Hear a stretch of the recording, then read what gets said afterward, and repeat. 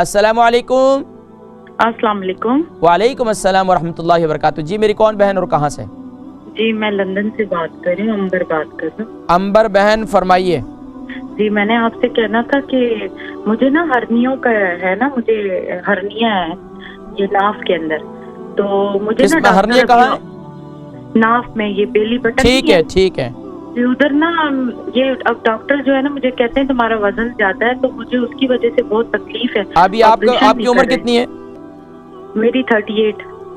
38. اور آپ کا وزن کتنا ہے؟ میرا 88. 88 کے جی. 88 kg. اچھا ٹھیک ہے. جی. اچھا یہ بتائیے کہ یہ ہرنیا کب ہوئی ہیں؟ یہ ہرنیا جب میرا بیٹا ہوا ہے، اس کو ہو گئے کوئی 3 سال. 3 سال ہو گئے. تو یہ ہرنیا اب یہ ہرنی بڑی ہو رہی ہے؟ جی یہ بڑی ہو رہی ہے، اور اس کی وجہ سے میرے نا اسٹمک میں بہت درد ہوتا ہے. اسٹمک میں آپ کو اس کی وجہ سے پیشاب کی تکلیف تو نہیں ہو رہی ہے؟ نہیں ٹھیک، بس آپ پروگرام دیکھیں، میں ذکر کرتا ہوں. ٹھیک ہے بہن. امبر لندن سے ان کی ہرنیا ہے. ہرنیا سے متعلق بہترین جو سب سے بہترین چیز ہے وہ کالا دانہ ہے. حدیث مبارکہ اللہ کے نبی صلی اللہ علیہ وسلم نے ارشاد فرمایا کہ کالے دانے میں شفا ہے سوائے موت کے.